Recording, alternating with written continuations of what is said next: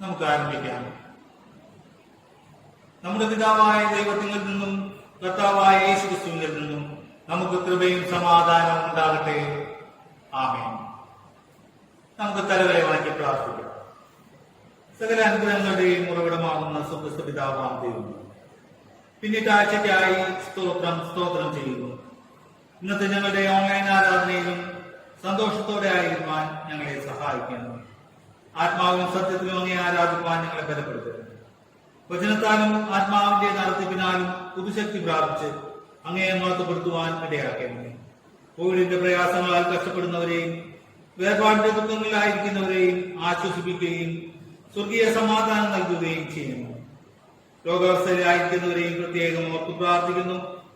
കർത്താവെ, നിരോഗികളുടെ മേൽ മനസ്സലിയുള്ള കർത്താവാകിയാൽ സ്തോത്രം. അങ്ങയിൽ ആശ്രയം വെപ്പാനും സൗഖ്യം പ്രാപിപ്പാനും സഹായിക്കുന്നത്. ഈ ആരാധനയിൽ ആദ്യോളം കർത്തൃ സാന്നിധ്യത്താൽ ഞങ്ങളെ നിറയ്ക്കുന്നത്. പങ്കെടുത്തുകൊണ്ടിരിക്കുന്ന ഓരോരുത്തരെയും അനുഗ്രഹിക്കുന്നത്. യേശു കർത്താവിന്റെ നാമത്തിൽ അപേക്ഷിക്കുമ്പോൾ സ്വർഗീയ പിതാവേ കേൾക്കണമേ. ആമേൻ. നമുക്ക് ദൈവനാമ സ്തുതിക്കും മഹത്വത്തിനുമായി പാഠപുസ്തകത്തിലെ 7-ാം ഗീതം പാടി ദൈവത്തെ മഹത്വപ്പെടുത്താം. പ്രിയ ദൈവവാക്യമേ വിദ്യാർത്ഥി.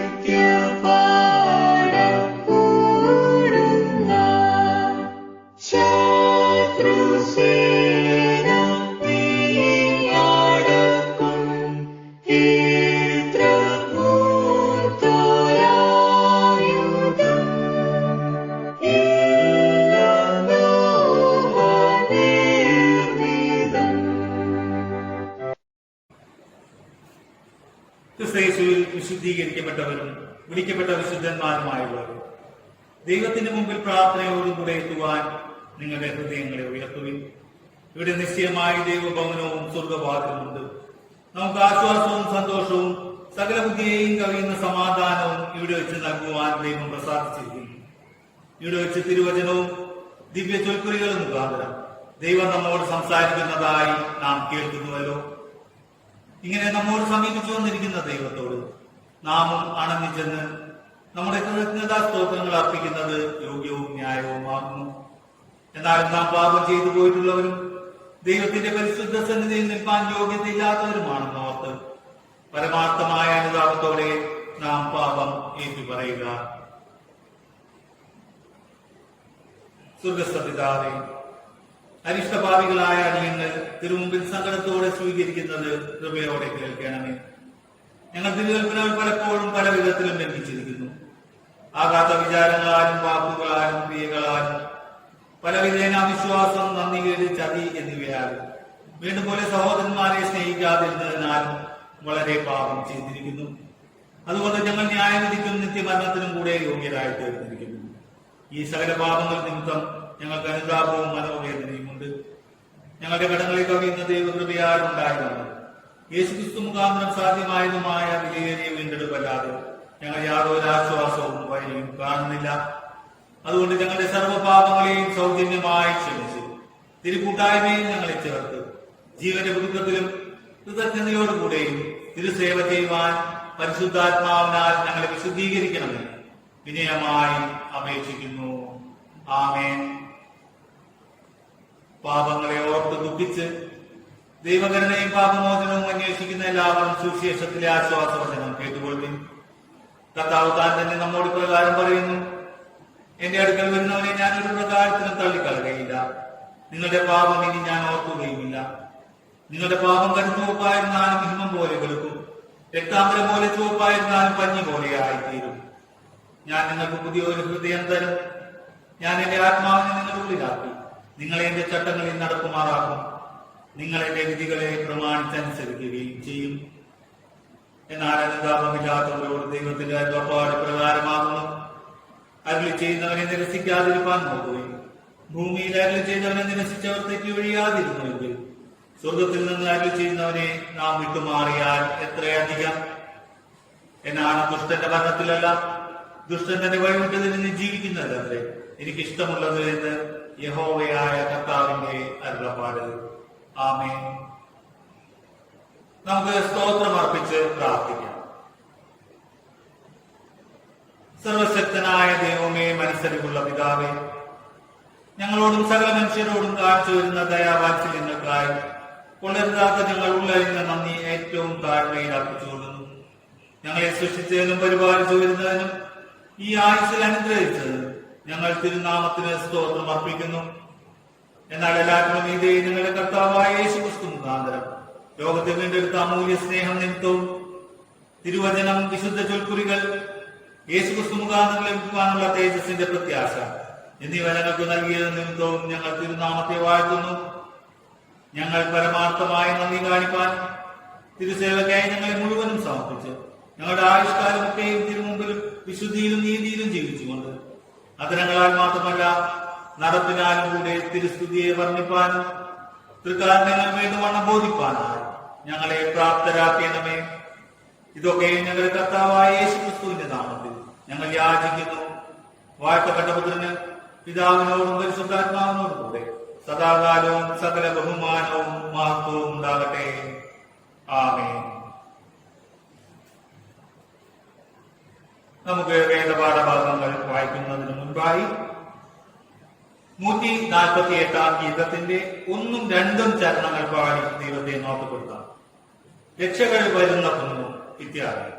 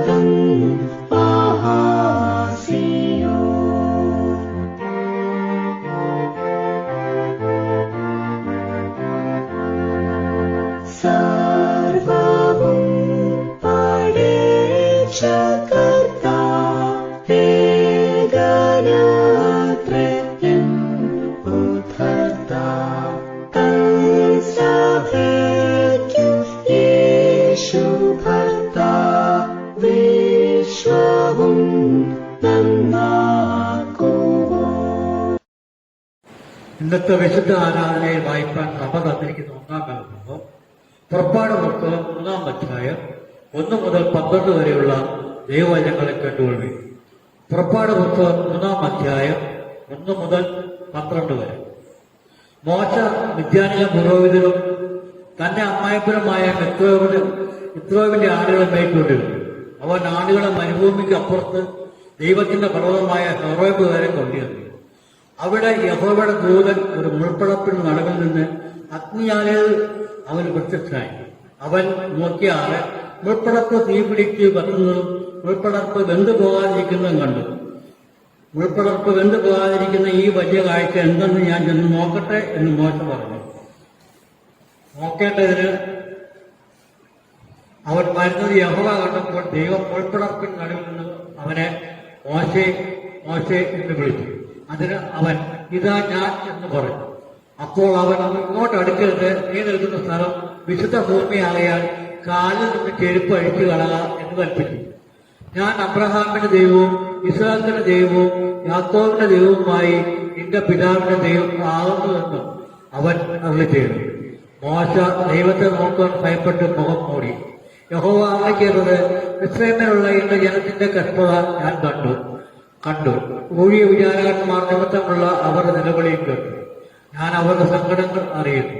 അവരെ മിസ്രയീമിന്റെ കയ്യിൽ നിന്ന് പിടിപ്പാനും ആ ദേശത്ത് നിന്ന് നല്ല വിശാലവുമായ ദേശത്തേക്ക് പാലും തേനും ഒഴുകുന്ന ദേശത്തേക്ക് കനാന്യർ, ഹിത്യർ, അമോര്യർ, പെരിസ്യർ, ഹിവ്യർ, യെബൂസ്യർ എന്നവരുടെ സ്ഥലത്തേക്ക് അവരെ കൊണ്ടുപോകുവാനും ഞാൻ ഇറങ്ങി വന്നിരിക്കുന്നു. ഇസ്രായേൽ മക്കളുടെ നിലവിളി എന്റെ അടുക്കൽ എത്തിയിരിക്കുന്നു. മിസ്രയീമർ അവരെ ഞെരുക്കവും ഞാൻ കണ്ടിരിക്കുന്നു.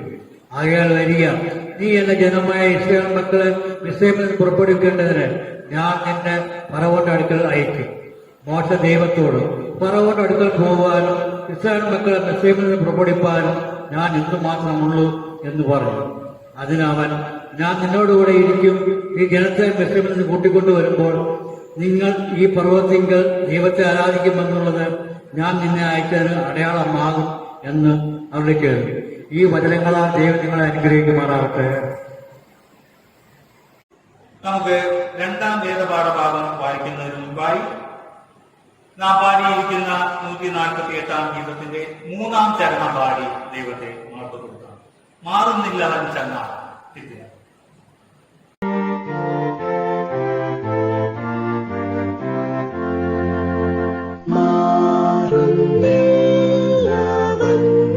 ചങ്ങാതം ഇല്ലദാനം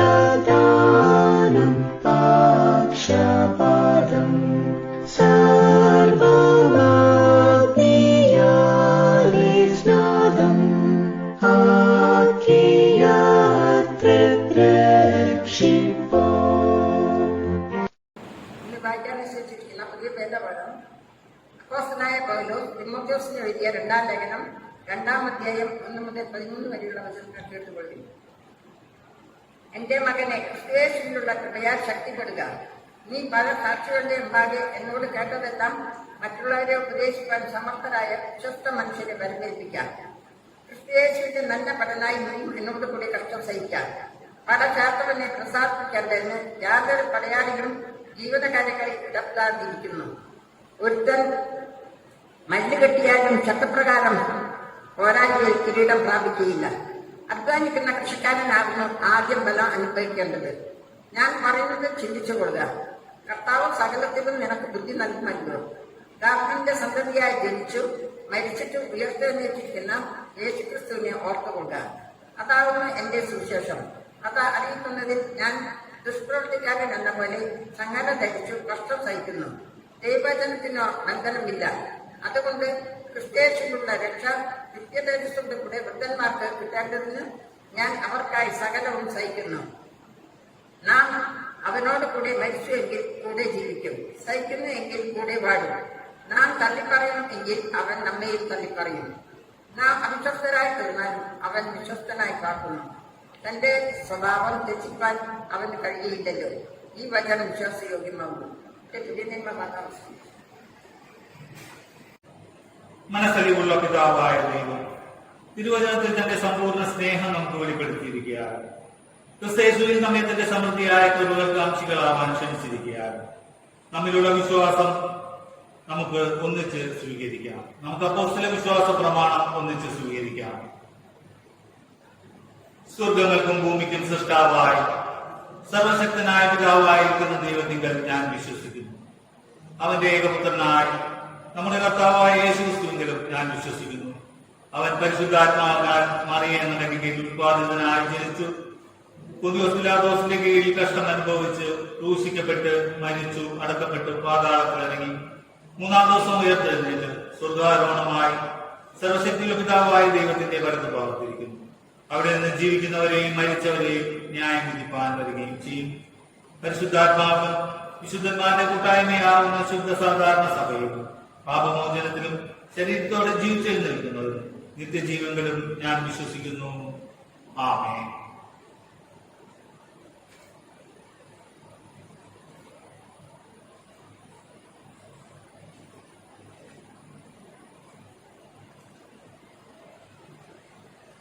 ഓരോരുവരും മറ്റുള്ളവർക്ക് വേണ്ടി പ്രാർത്ഥിക്കണമെന്ന്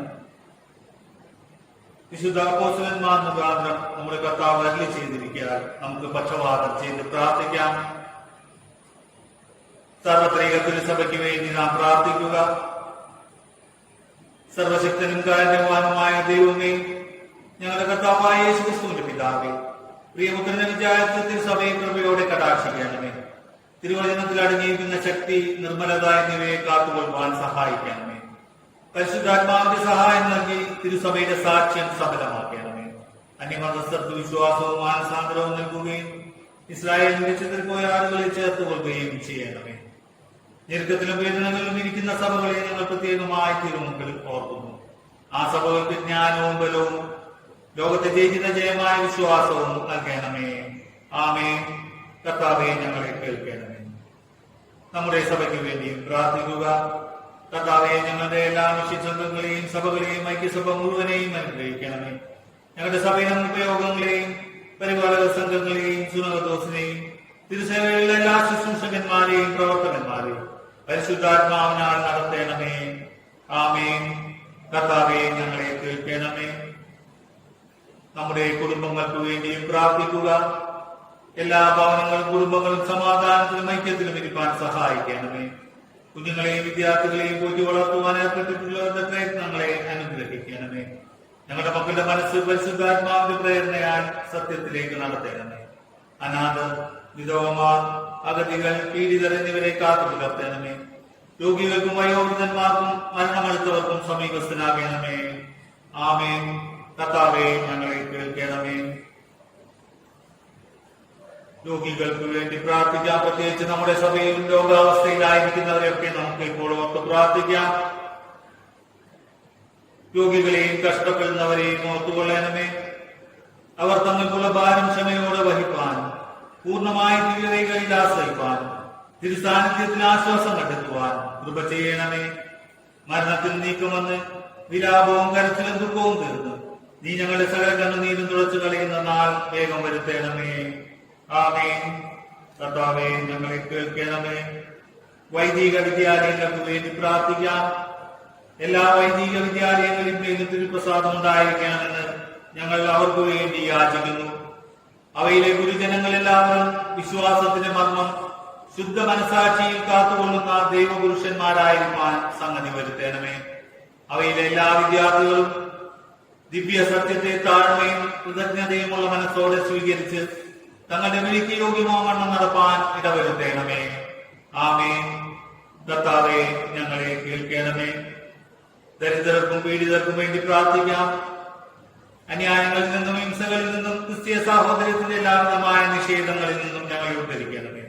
പ്രവൃത്തിയില്ലാത്തവർക്കും തക്കതായ പ്രവൃത്തി കണ്ടെത്താത്തവർക്കും സ്വന്തം പ്രയത്നം വലിച്ചു കാണാത്തവർക്കും ദാരിദ്ര്യത്തിലും ബുദ്ധിമുട്ടിലുമുള്ളവർക്കും സമീപസ്ഥനായിരിക്കണമേ. മനുഷ്യന്റെ ഏത് പ്രവൃത്തിയും ഒരു ദിവ്യ ശുശ്രൂഷയായി പരിണമിച്ച് മനുഷ്യർ തമ്മിൽ യഥാർത്ഥ സംസർഗം സാധ്യമായി വരുന്ന നാടും നായികയും വേഗത്തിൽ വരുത്തണമേ. ആമേൻ. കർത്താവേ, ഞങ്ങളെ കേൾക്കണമേ. ഒടുവിൽ നമ്മുടെ മരണനായികയും ഓർക്കുക.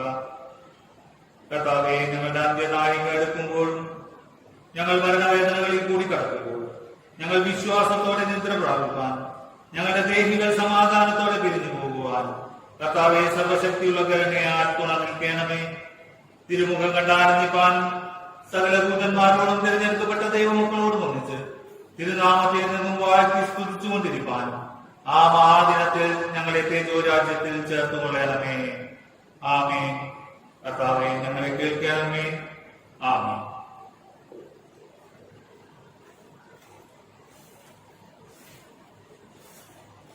സഭയോട് അറിയിക്കാനുള്ള കാര്യം.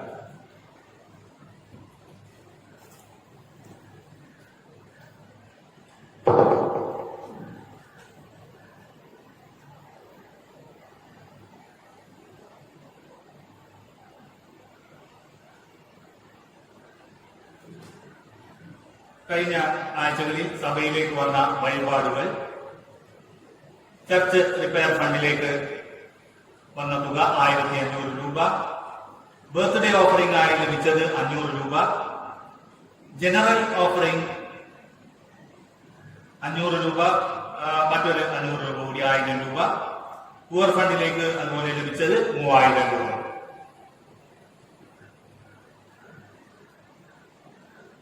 നമ്മുടെ ആരാധനാലയത്തിന്റെ റൂഫ് റിനോവേഷൻ വർക്കിന്റെ കോൺട്രിബ്യൂഷൻ ചിലരൊക്കെ തരുന്നുണ്ട്. കോവിഡിന്റെ വ്യാപനം മൂലം സാമ്പത്തിക പ്രയാസങ്ങൾ എല്ലാവർക്കും ഉണ്ടായിരിക്കും. അങ്ങനെയുള്ളവർക്ക് തവണകളായി ഈ തുക അടയ്ക്കാവുന്നതാണ് എന്ന് ഓർമ്മപ്പെടുത്തും. അറിയിപ്പുകൾ കഴിഞ്ഞു.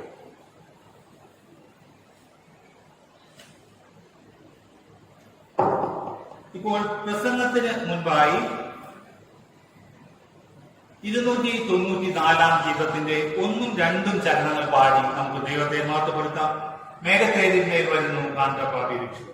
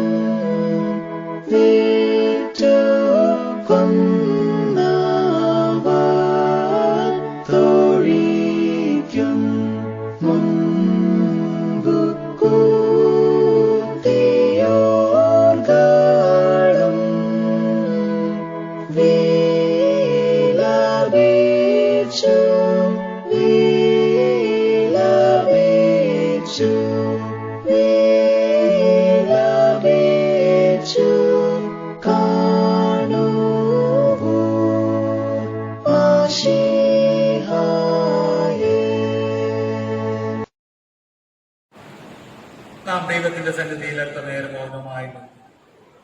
ദൈവത്തെ വാഴ്ത്തി പരിശുദ്ധാത്മാവ് മുഖാന്തരം നമ്മെ സകല സത്യത്തിലും വഴി നടത്തുവാൻ അപേക്ഷിക്കുന്നു.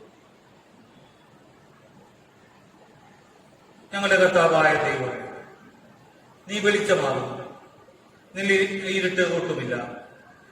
നിന്റെ ഏകജാതനായ പുത്രനെ ലോകത്തിൽ അയച്ചത് അവനെ അനുഗമിക്കുന്നവരാരും ഇരുട്ടിൽ നടത്താതെ നിത്യജീവന്റെ വെളിച്ചമുള്ളവരാകേണ്ടവർ തന്നെ. അതുകൊണ്ട് കർത്താവെ, ഞങ്ങളെ നിത്യജീവന്റെ മാർഗത്തിൽ നടത്തേണ്ടതിന് ദിവ്യ വെളിച്ചവും സത്യവും ഞങ്ങൾക്ക് ഇന്നും എത്തിച്ചു തരണമേ. ഞങ്ങളോട് ഘോഷിക്കുന്ന തിരുവചനം ഞങ്ങളുടെ കാലിന് ദീപവും പാതയ്ക്ക് പ്രകാശവുമായി തീരുവാൻ കൃപ ചെയ്യണം. ഇന്ന് തിരുവചനം ഘോഷിക്കുന്നവരും കേൾക്കുന്നവരും വായിക്കുന്നവരുമായ എല്ലാവരുടെയും ഹൃദയത്തിൽ പരിശുദ്ധാത്മാവ് മുഖാന്തരം പ്രവർത്തിക്കണമേ. ഇങ്ങനെ തിരുനാമം വിശദീകരിക്കപ്പെടുവാനും തിരുരാജ്യം വിസ്തീർണപ്പെടുവാനും അനേകം നിത്യരക്ഷയുടെ നിശ്ചയം പ്രാപിപ്പാനും ഇടവരുത്തേണമേ. പ്രിയപുത്രൻ, നിങ്ങളുടെ കർത്താവുമായ യേശുക്രിസ്തുവിനെ വിചാരിച്ച് ഞങ്ങളെ കേൾക്കണമെന്ന് അപേക്ഷിക്കുന്നു. ആ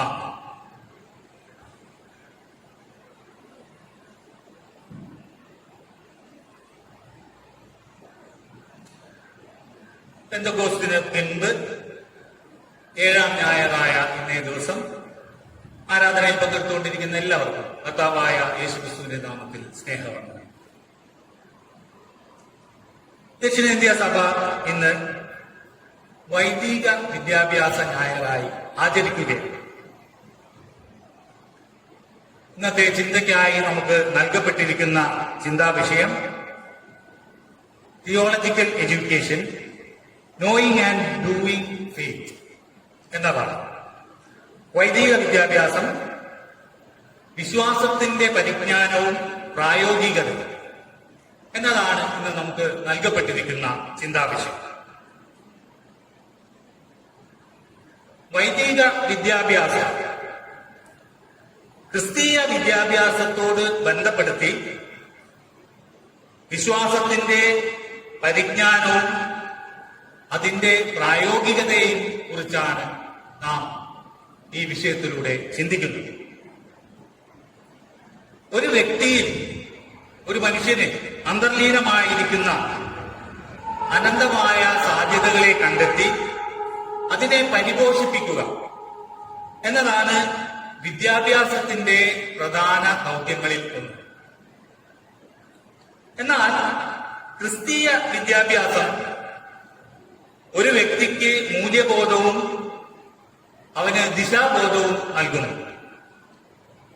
വിശ്വാസത്തിന്റെ പരിജ്ഞാനത്തിലും അതിന്റെ പ്രായോഗികതയിലും ഒരു വ്യക്തി വളരുന്നതിന് കാതലായ സംഭാവനകൾ ക്രിസ്തീയ വിദ്യാഭ്യാസത്തിന് നൽകുവാൻ സാധിക്കും. വേദപുസ്തകാടിസ്ഥാനത്തിൽ പറയുമ്പോൾ സാധാരണ പ്രാപ്യമായ ജ്ഞാനവും നമുക്ക് ലഭിക്കുന്ന ജ്ഞാനം, സാധാരണ ലഭിക്കുന്ന ജ്ഞാനവും ദൈവജ്ഞാനവുമായി സാരമായ വളരെ വ്യത്യാസമുണ്ട്. ദൈവജ്ഞാനത്തിന്റെ സ്ഥാനം എപ്പോഴും മാനുഷികമായ ജ്ഞാനത്തിന്റെ വളരെ മുകളിലാണ്. യാക്കോബ് എഴുതിയ ലേഖനത്തിൽ, യാക്കോബ് അപ്പോസ്തലന്റെ ലേഖനത്തിൽ അതിന്റെ 3-ാം അധ്യായത്തിന്റെ 13 മുതൽ 18 വരെയുള്ള വാക്യങ്ങളിൽ ഈ രണ്ട് ജ്ഞാനങ്ങളുടെയും വ്യത്യാസത്തെ വളരെ വ്യക്തമായി പ്രതിപാദിച്ചിരിക്കുന്നതായി നമുക്ക് കാണുവാൻ സാധിക്കുന്നു. ഈ വ്യത്യാസങ്ങളുടെ അടിസ്ഥാനത്തിൽ നിന്നും ദൈവജ്ഞാനത്തിന്റെയും അതിന്റെ പ്രായോഗികതയെയും പറ്റി നമുക്ക് ചിന്തിക്കുവാൻ സാധിക്കും. ദൈവത്തെക്കുറിച്ചും ദൈവവിശ്വാസത്തെക്കുറിച്ചും നിരവധി സംശയങ്ങളും അതുപോലെ അതൃപ്തിയും തൃപ്തിയില്ലായ്മയും വളർന്നു വരുന്ന സമൂഹത്തിൽ ഇന്ന് നിരവധി പേർ വിശ്വാസത്തിന്റെ പുതുവഴികൾ തേടി നടക്കുന്നതായി അല്ലെങ്കിൽ അലയുന്നതായി നമുക്ക് കാണുവാൻ സാധിക്കുന്നു. ഇപ്രകാരം പുതുവഴികൾ തേടി അലയുമ്പോൾ ഈ അലച്ചിലിൽ പലപ്പോഴും വഴിതെറ്റി അനേകർ വിശ്വാസരാഹിത്യത്തിലും വിശ്വാസമില്ലായ്മയിലും അതുപോലെ വിശ്വാസ വിരോധത്തിലുമൊക്കെ എത്തിച്ചേരുന്നതായി നമുക്ക് മനസ്സിലാക്കുവാൻ സാധിക്കും. വിശ്വാസം എന്നത് ദൈവവും മനുഷ്യനും തമ്മിലുള്ള ബന്ധത്തിന്റെ അടിസ്ഥാന പ്രമാണമാണ്. ഈ ബന്ധത്തിന് ഉലച്ചിൽ തട്ടുമ്പോൾ വിശ്വാസം അത് ക്ഷയിച്ചു പോകും. ദൈവത്തിന്റെ സ്ഥാനത്ത് മറ്റൊന്നിന് സ്ഥാനം കൊടുത്താലും വിശ്വാസത്തിന് മങ്ങലേക്കും. അതിനാൽ ദൈവവും മനുഷ്യനും തമ്മിലുള്ള ബന്ധം സുസ്ഥിരമാക്കുവാൻ നമുക്ക് ലഭിച്ചിരിക്കുന്ന വിശ്വാസത്തിന് പുതുക്കവും ശക്തീകരണവും ആവശ്യമാണ്. ദിനംതോറുമുള്ള ആ പുതുക്കവും ശക്തീകരണവും ആവശ്യമാണ്. നാം ആഗ്രഹിക്കുന്നത് പോലെ എല്ലാ കാര്യങ്ങളും നിറവേറ്റപ്പെടുന്നതിലല്ല വിശ്വാസത്തിന്റെ സ്ഥിരത. എല്ലാ കാര്യങ്ങളും നാം വിചാരിക്കുന്നത് പോലെ നടക്കുക എന്നതിലല്ല വിശ്വാസത്തിന്റെ സ്ഥിരത. ഉത്തമമായ വിശ്വാസവും ഭക്തിയും ഒക്കെ വെച്ചു പുലർത്തുന്ന ആളുകൾക്ക്, നല്ല ഭക്തിയും വിശ്വാസവും ഉള്ള ആളുകൾക്കും ഒരിക്കലും അവരുടെ ജീവിതം സുഗമമായിരിക്കണം എന്നില്ല. ഒരുപക്ഷെ അവർക്ക് ധാരാളം ദുരിതങ്ങൾ അവരുടെ ജീവിതത്തിൽ അഭിമുഖീകരിക്കേണ്ടതായി വരും. ഇന്നത്തെ നാം വായിച്ചു കേട്ട പുതിയ നിയമ വേദപാഠ ഭാഗമായ തിമോഥെയോസിൽ 2 തിമോഥെയോസ് 2-ാം അധ്യായത്തിലുള്ള 1 മുതൽ 13 വരെയുള്ള വാക്യങ്ങളാണ് നാം വായിച്ചു കേട്ടത്. അവിടെ അപ്പോസ്തലനായ പൗലോസ് തിമോഥെയോസിന് നൽകുന്ന ഉപദേശം ക്രിസ്തയേശുവിൽ ഭക്തിയോടെ ജീവിക്കുവാൻ മനസ്സുള്ളവർക്ക് എല്ലാം ഉപദ്രവമുണ്ടാകുമെന്നാണ് അവിടെ പറയുന്നത്. ദുഷ്ടന്മാർ പ്രബലപ്പെടുമ്പോഴും അന്യായക്കാർ വിജയിക്കുമ്പോഴും നമുക്ക് കാണാം നമ്മുടെ ചുറ്റുപാടുകളിൽ അപ്രകാരം സംഭവിക്കുന്നത്. സങ്കീർത്തനങ്ങളിലൊക്കെ നമുക്ക് ഇതേ ആശയം നമുക്ക് കാണുവാൻ സാധിക്കും. ദുഷ്ടന്മാർ പ്രബലപ്പെടുക, അതുപോലെ തന്നെ അന്യായക്കാർ വിജയിക്കുക. പലപ്പോഴും ആളുകൾ അങ്ങനെ പറയുന്നതായും ഒക്കെ നാം കേൾക്കും. ഇത് എന്തുകൊണ്ടാണ് ഇങ്ങനെ സംഭവിക്കുന്നത്? അപ്പോൾ ഇങ്ങനെ ഈ ദുഷ്ടന്മാർ പ്രബലപ്പെടുമ്പോഴും അന്യായക്കാർ വിജയിക്കുമ്പോഴും ദൈവത്തിങ്കലുള്ള നമ്മുടെ വിശ്വാസം ചെയ്യിക്കുവാൻ ഒരിക്കലും സമ്മതിച്ചുകൂടാ. കർത്താവ് തന്റെ ക്രൂസിലൂടെ നമ്മോട് ആവശ്യപ്പെടുന്നത് നമ്മുടെ വിശ്വാസത്തിന്റെ പ്രായോഗികതയാണ്. അതാണ് കർത്താവ് നമ്മോട് ആവശ്യപ്പെടുന്നത്. തിരുവെഴുത്തുകളിലുള്ള പരിജ്ഞാനം നമ്മെ വിശ്വാസത്തിൽ ഉറപ്പിക്കുവാൻ സഹായകരമാണ്.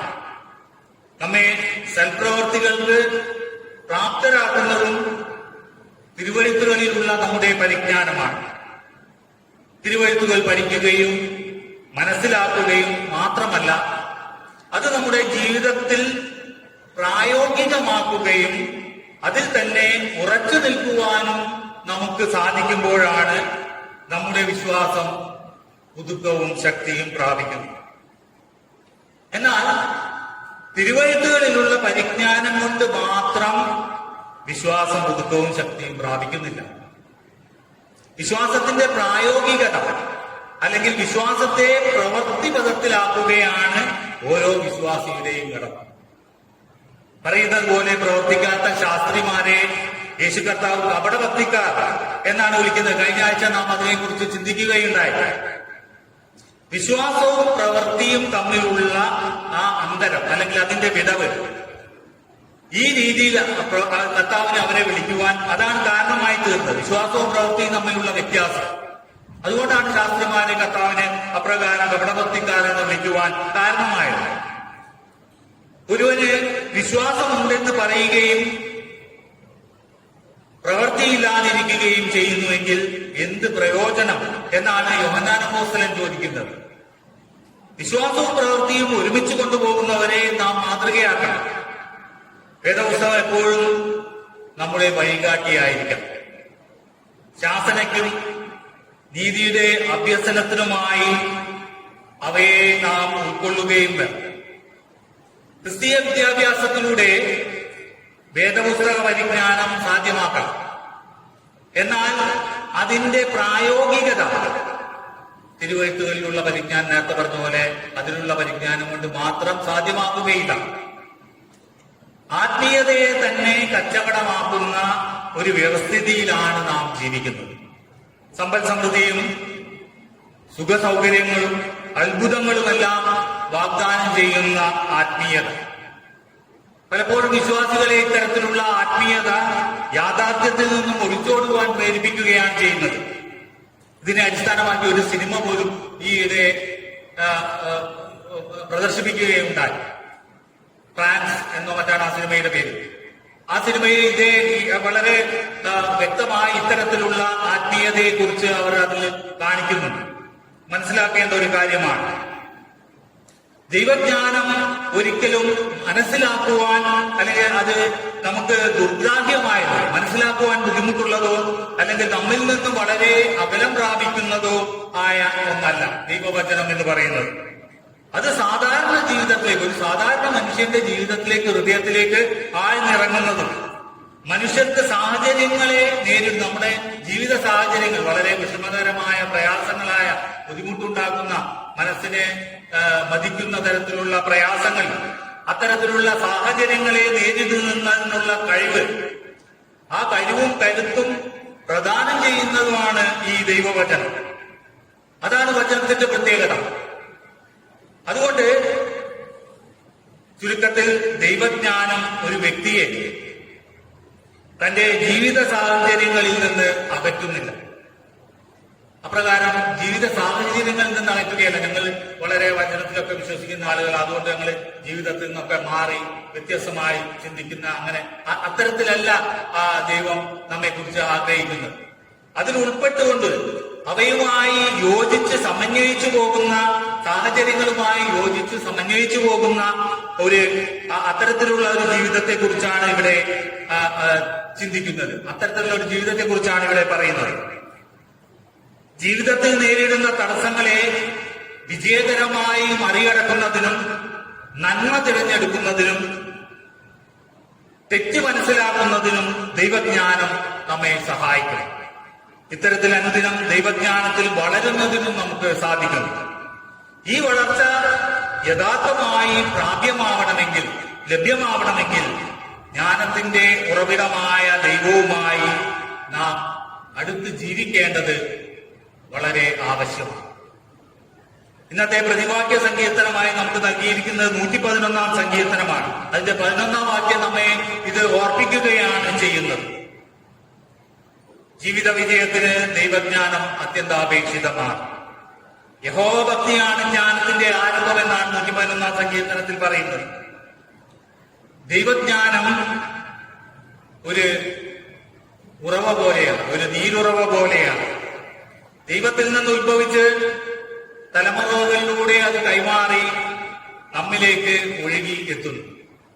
സദൃശ്യവാക്യങ്ങളിൽ പലയിടത്തും ഈ സത്യം നമ്മെ ഓർമ്മപ്പെടുത്തുന്നു. അനേക വ്യക്തികളിലൂടെ, അനേക മാധ്യമങ്ങളിലൂടെ ഒഴുകി അല്ലെങ്കിൽ അതിലൂടെ കടന്നു വന്ന് നമ്മിലേക്ക് എത്തുന്നു. നമ്മുടെ വിശ്വാസത്തിന്റെ പരിജ്ഞാനമായി മാറുന്ന ഈ ദൈവജ്ഞാനം അത് ഇങ്ങനെ ഒഴുകി വന്ന് പലരിൽ കൂടെ കടന്നു വന്ന് നമ്മിൽ വന്നു ചേരുമ്പോൾ അത് അവിടെ അവസാനിക്കുന്നതല്ല, അവിടെ തടഞ്ഞു നിർത്തുവാനുള്ളതല്ല, അതിനെ നമ്മിൽ കെട്ടി നിർത്തുന്നതിന് വേണ്ടി അല്ലെങ്കിൽ അത് അവിടെ വന്ന് അവസാനിക്കുവാൻ വേണ്ടി ഉള്ളതല്ല, അതിനുവേണ്ടി ഉദ്ദേശിച്ചിട്ടുള്ളതല്ല. നമ്മിൽ നിന്ന് അത് അനേകരിലേക്ക് അതുപോലെ ഒഴുകേണ്ടതാകുന്നു, അനേകരിലേക്ക് അത് പകരപ്പെടേണ്ടതാകുന്നു. എന്നാൽ മാത്രമേ ദൈവിക ജ്ഞാനത്തിൽ നമുക്ക് വളരുവാൻ സാധിക്കുകയുള്ളൂ. നാം നേടുന്ന അല്ലെങ്കിൽ നമുക്ക് ലഭിക്കുന്ന വിശ്വാസത്തിന്റെ പരിജ്ഞാനം നാം പങ്കുവെക്കുന്നതിലൂടെ അതിന്റെ ഉറവിടമായ ദൈവത്തെ തന്നെയാണ് നാം പങ്കുവെക്കുന്നത്. വൈദിക വിദ്യാഭ്യാസത്താലോ ക്രിസ്തീയ വിദ്യാഭ്യാസത്താലോ അല്ലാതെയുള്ള ജ്ഞാനസമ്പാദനങ്ങളെ പോലെയൊക്കെയുണ്ട്. അതുപോലെ തന്നെ പ്രാധാന്യമുള്ള, അത് സമ്പാദിക്കുന്നത് പോലെ തന്നെ, ജ്ഞാനം സമ്പാദിക്കുന്നത് പോലെ തന്നെ പ്രാധാന്യമുള്ളതാണ് അത് പങ്കുവെക്കുന്നത്. ദൈവിക ജ്ഞാനത്തെക്കുറിച്ചുള്ള ദൈവിക ഉദ്ദേശവും ഇത് തന്നെയാണ്. ആവർത്തന പുസ്തകം 6-ാം അധ്യായത്തിൽ അവിടെ കനാൻ ദേശത്തേക്കുള്ള യാത്രയിലാണ് ഇസ്രായേൽ ജനത. ആ കൈവശമാക്കുവാനുള്ള ദേശത്തിലേക്കുള്ള യാത്രാമധ്യേ നന്നായിരിക്കേണ്ടതിനും ദീർഘായുസോടുകൂടിയിരിക്കേണ്ടതിനും പുതിയ തലമുറകൾക്ക് പകർന്നു നൽകുന്ന വിശ്വാസത്തിന്റെ ഉള്ളടക്കം, അവരുടെ പിന്നാലെ വരുന്ന തലമുറകൾക്ക് പകർന്നു നൽകുന്ന ആ വിശ്വാസത്തിന്റെ ഉള്ളടക്കം അത് വളരെ ശ്രദ്ധേയമാണ്. യഹോവ നമ്മുടെ ദൈവമാകുന്നു, അവൻ ഏകൻ തന്നെ. യഹോവയെ ഭയപ്പെടുക മാത്രമല്ല, പൂർണ്ണ ഹൃദയത്തോടും പൂർണ്ണ മനസ്സോടും പൂർണ്ണ ശക്തിയോടും കൂടെ ആത്മാർത്ഥമായി സ്നേഹിക്കണം എന്നാണ് അവർ പകർന്നു നൽകുന്നത്. തങ്ങളുടെ പിന്നാലെ വരുന്ന തലമുറകൾക്ക് പകർന്നു നൽകുകയാണ്. വചന പഠനത്തിലൂടെയും ധ്യാനത്തിലൂടെയും മാത്രമേ വളർച്ച അർത്ഥവത്താവുകയുള്ളൂ. പുതിയ തലമുറകളെ, നമ്മുടെ പുറകെ വരുന്ന നമ്മുടെ തലമുറകളെ വചനത്തിൽ വേരൂന്നി വളർത്തേണ്ടത് നമ്മുടെ ഉത്തരവാദിത്തമാണ്. തുടർന്ന് അവിടെ പറയുകയാണ്, വീട്ടിലിരിക്കുമ്പോഴും വഴി നടക്കുമ്പോഴും കിടക്കുമ്പോഴും എഴുന്നേൽക്കുമ്പോഴും അവയെക്കുറിച്ച് സംസാരിക്കണം എന്നാണ് പറയുന്നത്. അടയാളമായി അവയെ കൈകളിലും വീടിന്റെ കട്ടലകളിന്മേൽ കെട്ടണം. സമൃദ്ധിയുടെ അനുഭവങ്ങൾ ഉണ്ടാകുമ്പോഴും, നമ്മുടെ ജീവിതത്തിൽ സമൃദ്ധിയുടെ അനുഭവങ്ങൾ ഇസ്രായേൽ മക്കളോട് പറയുകയാണ്, അവിടെ സമൃദ്ധിയുടെ അനുഭവങ്ങൾ ഉണ്ടാകുമ്പോഴും യഹോവയെ മറക്കാതിരിക്കുവാനും പരീക്ഷിക്കാതിരിക്കാനും സൂക്ഷിക്കണം. യഹോവയുടെ മുമ്പാകെ ന്യായവും ഹിതമായതും ചെയ്യണം. ഇന്നലകളിൽ ദൈവം നിങ്ങളുടെ ജീവിതത്തിൽ ഇടപെട്ട അത്ഭുത കാര്യങ്ങൾ നിങ്ങൾ മറക്കരുത്. നിങ്ങൾ ആസ്വദിക്കുന്നതെല്ലാം ദൈവദാനമാണ് എന്ന് നിങ്ങൾ ഓർക്കണം. നിങ്ങൾ പണിയാത്ത പട്ടണങ്ങളിൽ പാർത്തു, നിങ്ങൾ കുഴിക്കാത്ത കിണറുകളിൽ നിന്ന് പാനം ചെയ്തു, നട്ടുണ്ടാക്കാത്ത മുന്തിരിവള്ളിയുടെ ബലം അനുഭവിക്കുകയും ചെയ്യുമ്പോൾ അടിമ വീട്ടിൽ നിന്ന് വിടുവിച്ച് വഴി നടത്തിയ ദൈവത്തെയും നിങ്ങൾ നടന്നു വന്ന വഴിയെയും നിങ്ങൾ കടന്നു വന്ന വഴിയെയും മറക്കാത്തവരായി ജീവിക്കുവാൻ ശ്രദ്ധിക്കണം എന്നാണ് ഇവിടെ പറയുന്നത്. ഇത് നമ്മുടെ വിശ്വാസ ജീവിതത്തിലും നാം പകർത്തേണ്ട കാര്യമാണ്.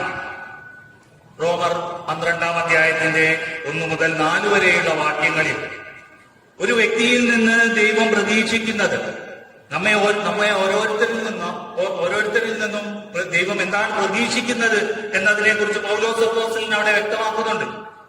റോമർ 12-ാം അധ്യായത്തിന് 1 മുതൽ 4 വരെയുള്ള വാക്യങ്ങളിൽ നിങ്ങളെ തന്നെ ബുദ്ധിയുള്ള ആരാധനയായി സമർപ്പിപ്പിൻ, നിങ്ങളുടെ ശരീരങ്ങളെ ജീവനും വിശുദ്ധിയും ദൈവത്തിന് പ്രസാദവുമുള്ള യാഗമായി സമർപ്പിപ്പിൻ എന്നാണ് പറയുന്നത്. ഈ ലോകത്തിന് അനുരൂപരാകാതെ ശ്രദ്ധിപ്പിൻ, നന്മയും പ്രസാദവുമുള്ള ദൈവഹിതം ഇന്നതെന്ന് തിരിച്ചറിവിൻ, മനസ്സ് പുതുക്കി രൂപാന്തരപ്പെടുവിൻ, ഭാവിക്കേണ്ടതിനു മീതെ ഭാവിച്ചുയരാതെ ശ്രദ്ധിപ്പിൻ. നാം ഒരേ ശരീരത്തിന്റെ ഭാഗമെന്നും നാം ഓരോരുത്തരും ഒരേ ശരീരത്തിന്റെ ഭാഗമെന്നും വ്യത്യസ്ത അവയവങ്ങൾക്ക് വ്യത്യസ്ത ഉത്തരവാദിത്തങ്ങളാണെന്നും മറക്കാതിരിക്കുക. ഇന്നത്തെ പുതിയ നിയമ വേദപാഠഭാഗമായി നാം വായിച്ചു കേട്ട 2 തിമോഥെയോസ് 2-ാം അധ്യായത്തിന്റെ 1 മുതൽ 13 വരെയുള്ള വാക്യങ്ങളിൽ ഇവിടെ പൗലോസ് അപ്പോസ്തലൻ തിമോഥെയോസിന് നൽകുന്ന ഉപദേശം ദൈവത്തിന്റെ വിശ്വസ്ത ദാസനായിരിക്കുക എന്നതാണ്.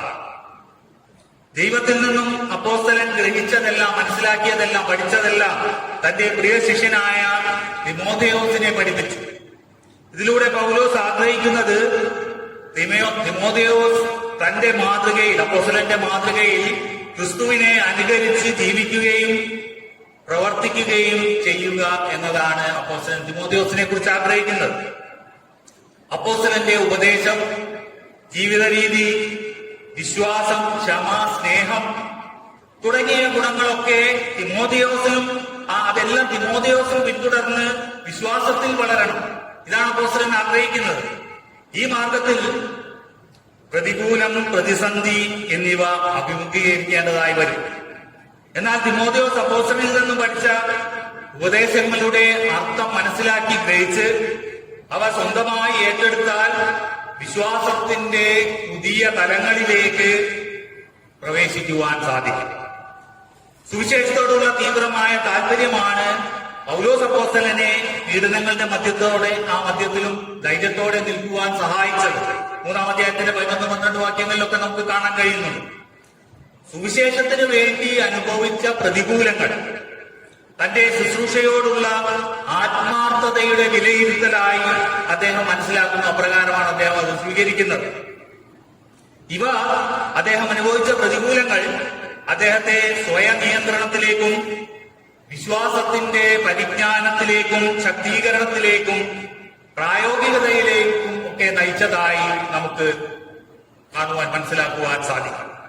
അപ്പോസ്തലൻ സ്വന്തം താല്പര്യത്തിനുപരിയായി തനിക്ക് വേണ്ടി കഷ്ടവും വേദനയും സഹിച്ച യേശു കർത്താവിനെ സ്നേഹിച്ചതുകൊണ്ടാണ് ഇപ്രകാരം അപ്പോസ്തലന് പ്രവർത്തിക്കുവാൻ സാധിക്കുന്നത്. തിമോഥെയോസിന്റെ സുവിശേഷീകരണ യാത്രയിൽ പലവിധ ഉപദ്രവങ്ങളും ദുരുപദേശങ്ങളും ഒക്കെ അദ്ദേഹത്തിന് അഭിമുഖീകരിക്കേണ്ടി വന്നപ്പോൾ തിമോഥെയോസിന്റെ വിശ്വാസം എന്തെന്ന് വിലയിരുത്തി ദൈവവചനത്തിൽ വളരുവാനായി അദ്ദേഹം ആഹ്വാനം നൽകുന്നതായി നമുക്ക് കാണുവാൻ സാധിക്കുന്നു.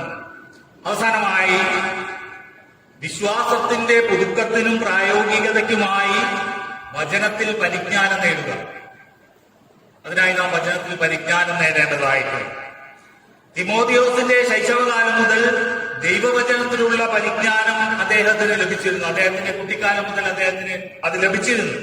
തിമോഥെയോസിന്റെ പിതാവ് ഒരു യവനനായിരുന്നു, എങ്കിലും മാതാവ് വിശ്വാസമുള്ള ഒരു യഹൂദ സ്ത്രീയായിരുന്നു. അപ്പോസ്തല പ്രവൃത്തി 16-ാം അധ്യായത്തിന്റെ 1-ാം വാക്യത്തിൽ നമുക്ക് കാണാൻ കഴിയുന്നു. തിമോഥെയോസിന്റെ മാതാവ് യുനീക്കയും വലിയമ്മ ലോവീസ് ഇവരൊക്കെ തിരുവെഴുത്തിന്റെ അടിസ്ഥാനത്തിൽ ദൈവഭയത്തിലാണ് അദ്ദേഹത്തെ വളർത്തിയത്, തിമോഥെയോസിനെ വളർത്തിക്കൊണ്ടുവരുന്നത്.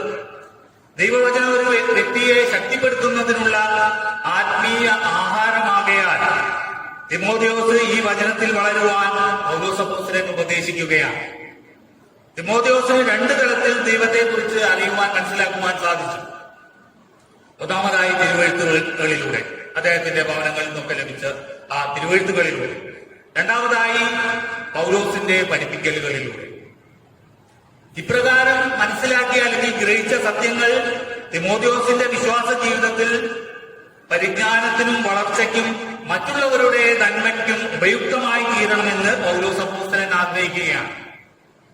അതുകൊണ്ട് പൗലോസ് അപ്പോസ്തലൻ പറയുന്നു, എല്ലാ തിരുവഴുത്തുകളിലുമുള്ള ആഴമായ പരിജ്ഞാനം ക്രിസ്തീയ ജീവിതത്തിന്റെ കെട്ടുപണിക്കും പ്രായോഗികമായ ക്രിസ്തീയ ജീവിതം നയിക്കുന്നതിനും അടിസ്ഥാനമാണ് എന്ന് പറയുകയാണ്. അതുകൊണ്ട് ക്രിസ്തീയ ജീവിതം വിശ്വാസ ജീവിതമാണ്. ക്രിസ്തീയ ജീവിതത്തിൽ വിശ്വാസം വെളിപ്പെടുത്തേണ്ടത് പ്രവൃത്തികളിലൂടെയാണെന്ന് യാക്കോബ് അപ്പോസ്തലൻ സമർത്ഥിക്കുന്നതായി നമുക്ക് കാണുവാൻ കഴിയും. അതിന് മാതൃകയായി യാക്കോബ് അപ്പോസ്തലൻ ചൂണ്ടിക്കാണിക്കുന്നത് അബ്രഹാമിന്റെ ജീവിതമാണ്. യാക്കോബ് 2-ാം അധ്യായത്തിന്റെ 22-23 വാക്യങ്ങളിൽ അവന്റെ പ്രവൃത്തിയോടുകൂടെ വിശ്വാസം വ്യാപരിച്ചു എന്നും പ്രവൃത്തിയാൽ വിശ്വാസം പൂർണ്ണമായി എന്നും നീ കാണുന്നുവല്ലോ എന്നാണ് പറയുന്നത്. അത് ഇവിടെ അബ്രഹാമിനെ കുറിച്ചാണ് അവിടെ പറയുന്നത്, യാക്കോബ് അപ്പോസ്തലൻ പറയുന്നത് 2-ാം അധ്യായത്തിന്റെ 22-23 വാക്യങ്ങളിൽ. വിശ്വാസത്തിന്റെ പ്രതിഫലനം കാണുവാൻ സാധിക്കുന്നത് അതിന്റെ വെളിപ്പെടുത്തലുകളിലൂടെയാണ്. ദൈവം നമുക്ക് നൽകിയിരിക്കുന്ന, ഓരോരുത്തർക്കും നൽകിയിരിക്കുന്ന വിളിക്ക് അനുസരണമായി പ്രതികരിക്കുകയും ജീവിക്കുകയും ചെയ്യുമ്പോൾ നമ്മുടെ പ്രവർത്തനങ്ങൾ വിശ്വാസത്തിന്റെ പ്രതിരൂപങ്ങൾ ആയിരിക്കും, വിശ്വാസം പ്രതിഫലിപ്പിക്കുന്നതായിരിക്കും. അബ്രഹാമിന്റെ ദൈവവിളി ലോകത്തിൽ പുതുക്കം ലഭിക്കുന്നതിനുള്ള വിളിയായിരുന്നു. അബ്രഹാമിലൂടെ ലോക ജനതയുടെ ആകമാന അനുഗ്രഹത്തിനുള്ള വിളിയും കൂടെയായിരുന്നു. വിശ്വാസയാത്രയിൽ അവർ നിരവധി ജനതകളുമായി സംവാദത്തിലും സമ്പർക്കത്തിലുമാണ്. അബ്രഹാം ഇടപെടുന്ന സ്ഥലങ്ങളെല്ലാം മാറ്റത്തിന് വിധേയമായതായി നമുക്ക് വചനത്തിൽ കാണുവാൻ സാധിക്കുന്നുണ്ട്. പ്രവൃത്തിയിൽ കൂടി വെളിപ്പെടുന്ന വിശ്വാസമാണ് അബ്രഹാമിൽ നമുക്ക് ദർശിക്കുവാൻ, കാണുവാൻ സാധിക്കുക. നമ്മുടെ വിശ്വാസത്തിന്റെ പ്രതിഫലനം അതിന്റെ പ്രതിഫലനം, വിശ്വാസത്തിന്റെ പ്രതിഫലനം അത് കാണുവാൻ സാധിക്കുന്നത് അതിന്റെ വെളിപ്പെടുത്തലുകളിലൂടെയാണ്. ദൈവം നമുക്ക് നൽകിയിരിക്കുന്ന വിശ്വാസത്തിന്റെ ആ പരിജ്ഞാനത്തിനനുസരിച്ച് അത് നമ്മുടെ ജീവിതത്തിൽ പ്രായോഗികമാക്കി നാം ജീവിക്കുമ്പോൾ നമ്മുടെ പ്രവൃത്തികൾ നമ്മുടെ വിശ്വാസത്തിന്റെ പ്രതിരൂപങ്ങളായിരിക്കും എന്നതിന് സംശയമില്ല. അത് വിശ്വാസം പ്രതിഫലിപ്പിക്കുന്നതായിരിക്കും എന്നതിന് യാതൊരു സംശയവുമില്ല. അതായത് വിശ്വാസത്തിൽ നിന്നും വേർപെടുത്താൻ കഴിയാത്ത ഒന്നാണ് പ്രവൃത്തി. സമസൃഷ്ടങ്ങളുടെ അല്ലെങ്കിൽ സമൂഹത്തിന്റെയും സമസൃഷ്ടങ്ങളുടെയും ദുരിതത്തിന് നേരെ കണ്ണടയ്ക്കുകയും നമുക്കിഷ്ടപ്പെട്ട കാര്യങ്ങളിലേക്ക് ശ്രദ്ധ കേന്ദ്രീകരിക്കുകയും ചെയ്യുമ്പോൾ, അപ്രകാരം ചെയ്യുമ്പോൾ നമ്മുടെ വിശ്വാസം നിർജീവമാക്കപ്പെടും. വിശ്വാസത്തിൽ നിന്ന് പുറപ്പെടുന്ന സ്നേഹം ആവശ്യത്തിലിരിക്കുന്ന സഹോദരങ്ങളുടെ കഷ്ടതയിൽ സഹാനുഭൂതി പ്രകാശിപ്പിക്കുക മാത്രമല്ല, അതിൽ നിന്ന് അവരെ വിടുവിക്കുന്നതിന് പ്രവർത്തിക്കുകയും ചെയ്യണം. അവിടെയാണ് വിശ്വാസം സജീവമാക്കുന്നത്, പ്രായോഗികമാക്കുന്നത്. ഈ ലോകത്തിലെ വിശ്വാസ സമൂഹത്തിന്റെ ഒരു ചെറിയ പതിപ്പാണ് സഭ എന്ന് പറയുന്നത്. നമ്മുടെ സഭയും അപ്രകാരമാണ്. യേശു കർത്താവിന്റെ ലോകത്തിലേക്കുള്ള വരവും ജീവിതവും ആ കർത്താവിന്റെ വരവിന്റെ കാരണവും ലോകത്തെ അറിയിക്കുവാനുള്ള നിയോഗമാണ് സഭയ്ക്ക് നൽകപ്പെട്ടിരിക്കുന്നത്, നമുക്ക് ഓരോരുത്തർക്കും നൽകപ്പെട്ടിരിക്കുന്നത്. ആ നിയോഗം തെളിവോടെ ഉണ്മയോടെ നിറവേറ്റുമ്പോൾ മാത്രമേ സഭ വിശ്വാസത്തിന്റെ പാതയിൽ ആകുകയുള്ളൂ. അതാണ് വിശ്വാസത്തിന്റെ പ്രായോഗികത. അതാണ് യഥാർത്ഥ സാക്ഷ്യം. യഥാർത്ഥമായ സാക്ഷ്യം എന്ന് പറയുന്നത് അതാണ്. വിശ്വാസത്തിന്റെ പാതയിൽ പ്രയാണം ചെയ്യുന്ന സഭയ്ക്ക് നിരവധി വെല്ലുവിളികളുണ്ട്. നിരവധി വെല്ലുവിളികൾ സഭയ്ക്ക് മുന്നിലുണ്ട്. അതിനാൽ സഭയുടെ സവിശേഷമായ അല്ലെങ്കിൽ പ്രധാനമായ ശ്രദ്ധ പതിയേണ്ട പല മേഖലകളും ഉണ്ട് എന്ന് നാം മനസ്സിലാക്കേണ്ടതായിട്ടുണ്ട്. ആഗോളവൽക്കരണം ഉയർത്തുന്ന വെല്ലുവിളികൾ നമ്മുടെ ജീവിതാവസ്ഥകളെയും ഏറെ സ്വാധീനിച്ചിരിക്കുന്നു. സമൂഹത്തെയും മനുഷ്യരെയും ഭൂമിയെയും അറിവിനെയും വിശ്വാസത്തെയും മതത്തെയും എല്ലാം വിൽപ്പന ചരക്കുകളായി മാറ്റിയിരിക്കുന്നതായി നമുക്ക് കാണുവാൻ സാധിക്കും. വിശ്വാസവും ഒരു പ്രതിസന്ധിയിലാണ്. നമുക്ക് ലഭിക്കുന്ന ഭൗതിക നേട്ടങ്ങളുമായിട്ടാണ് ഇപ്പോൾ വിശ്വാസത്തെ ബന്ധിപ്പിക്കുന്നത്. നമുക്ക് എന്തെല്ലാം ലഭിക്കും എന്നതിനെ അടിസ്ഥാനമാക്കിയിട്ടാണ് വിശ്വാസത്തെ ഇതിനോട് ബന്ധിപ്പിച്ചിരിക്കുകയാണ്. നമുക്ക് ലഭിക്കുന്ന നമ്മുടെ നേട്ടങ്ങളോട് ബന്ധിച്ചിട്ടാണ് വിശ്വാസത്തെ കാണുന്നത്. പൊതുസമൂഹവും ധാരാളം വെല്ലുവിളികൾ നേരിടുന്നുണ്ട്. ഈ കഴിഞ്ഞ ഒരു മാസത്തെ നമ്മുടെ മാധ്യമങ്ങളിലുള്ള വാർത്തകളൊക്കെ നാം ശ്രദ്ധിച്ചിട്ടുണ്ടോ? ഈ കഴിഞ്ഞ ഒരു മാസം അനേക വാർത്തകൾ നാം മാധ്യമങ്ങളിലൂടെ, പത്രങ്ങളിലൂടെയും ടിവിയിലൂടെയും ഒക്കെ നാം കാണുകയുണ്ടായി.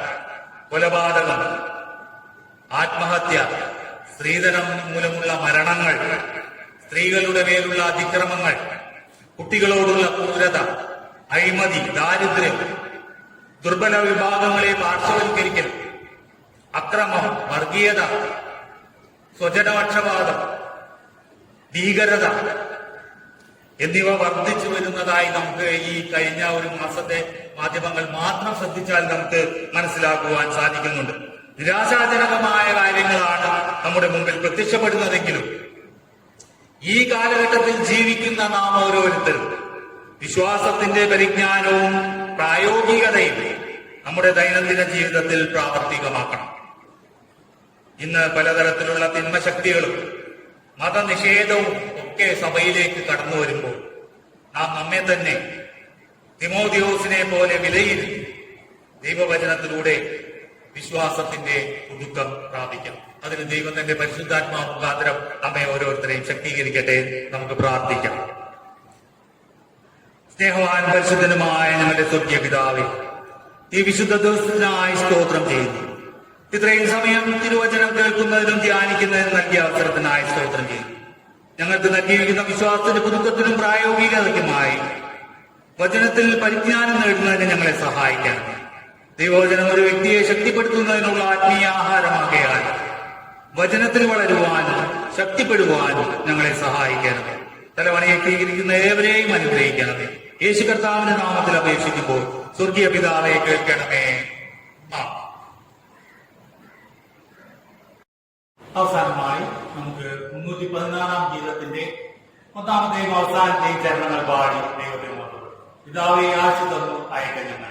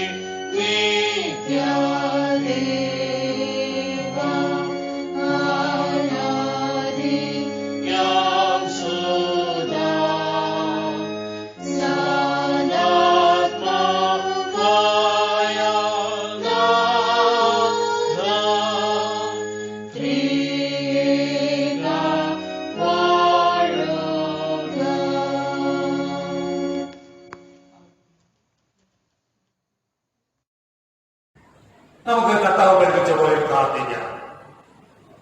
സ്വർഗസ്ഥനായ ഞങ്ങളുടെ പിതാവേ, നിന്റെ നാമം വിശുദ്ധീകരിക്കപ്പെടണമേ. നിന്റെ രാജ്യം വരണമേ. നിന്റെ ഇഷ്ടം സ്വർഗത്തിലെ പോലെ ഭൂമിയിലുമാകണമേ.